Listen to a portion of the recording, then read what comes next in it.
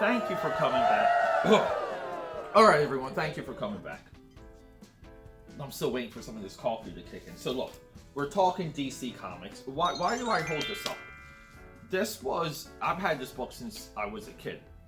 And there's so much of this that I've read and reread, especially the earlier stuff, the early stuff. Like, there's a great article here about the evolution of Superman's powers. This stuff just fires me up. It sucks, it's painful, it's hard to do these videos and like almost like have these thoughts and feel like that they're timely and appropriate. I never thought I would be making a video ever on the state of the comic industry. Should it be saved?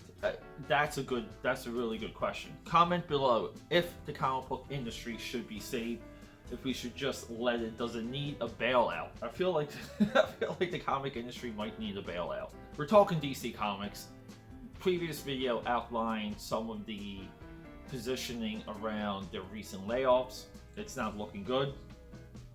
This is almost like a final ditch effort in what is potentially a lost leader for these companies. So Disney's lost leader is selling Marvel Comics. Warner Brothers' lost leader is selling DC Comics.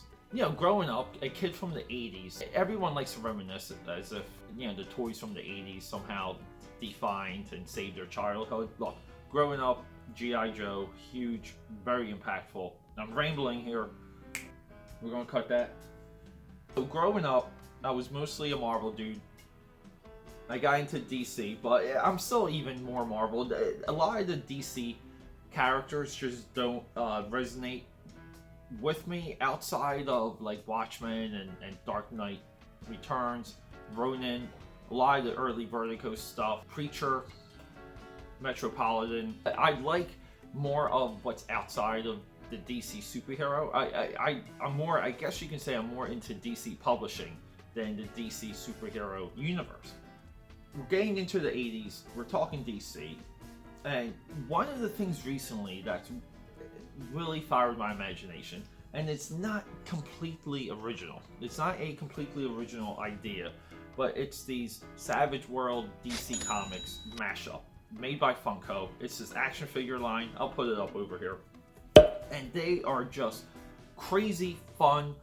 They're pulling stuff from the 80s.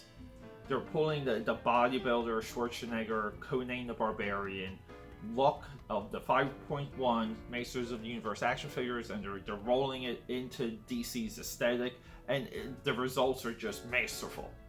And so how can this help DC Comics? How can this potentially fire up enough people to go into a comic shop to seek this out? Because that's what the comic industry needs to do. That's what DC needs to do. They need to remarket to their core, to the people already going to these shops. Does Marvel have to do the same? Yes, a rising tide will raise all ships. Does the entire industry need to do that? Yes. Would IDW, Image, Dynamite have to reposition everything that they're doing with the intent to pull in new readers and not to stay afloat? Yes. Collectively, the industry as a whole needs to swing for the fences. This needs to be almost like an all hands on deck, because when DC dumps talent, everyone, it's a bad indicator for everyone. Like, you're not going to be saved. Dynamite, you're not going to be saved. IDW, Image, you're not going to be saved. Dark Horse, like, you're out. Okay? So this Savage World idea needs to become a DC comic. It's slightly original. It's not 100% original, but it is just fun and it fires the imagination, and that's what's so important about it. Everything is 80s now anyway. Everything is postmodern, so it's nostalgic and it's new. You have the talent. You still have the talent available, and you have the money there to collaborate with Funko to do a hell of a series. I mean, these could be prestige format painted books. You know, hire Joe Jusko to come in there, give you some amazing covers, give him the entire book, or give him like prologue to paint. Okay, we need to get back to what makes DC Comics fantastic. And what makes DC Comics fantastic is that they're not straight continuity. DC Comics always existed best when it was multiverse and Elseworlds. Now, in the 80s, they did the Infinity Crisis. In the 90s, it was Zero Hour. Mid 2000s, it became the New 52 post Flashpoint. DC's history is infinite iterations of itself. Some of their best work is that Dark Knight Returns, is that The Killing Joke, is that Red Sun, is that. So it goes on and on. They can maintain proper continuity, but what they even should do with that is turn all the continuity back to its original numbering. Have a few issues per title explaining how it all came about and what's happening, and keep it just amazingly simple and fun for everyone, and give everyone a clear history of these characters. Savage World, people can just jump in and have a good time. Savage World might be like even on a artistic level, it's just something that people crave, and it could bring the art back into comics.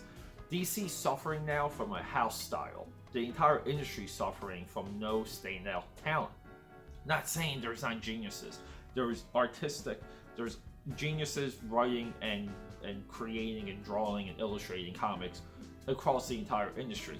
But we need a fire. Someone needs to light the fire with this. So Savage World potentially can generate that. It's not going to be, you know, it's not going to be a 90s level interest, but it's going to be an interest to where you're going to go to the comic shop looking for something. And that's important.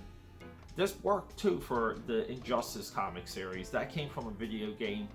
That drove a lot. Even Injustice 1 is going for a couple bucks on eBay. That book has aftermarket value. DC Savage World, the series, will have a similar effect, a similar impact, and it literally needs to happen. You have to put people on the book that have the most wild idea. The craziest idea and the most wild artwork wins in this scenario. Let the house style go and move on. But look, everyone, thank you for hanging out with me and being eclectic. Subscribe, support, comment below. Let's get to part 3 of what DC can do to save themselves and the comic industry.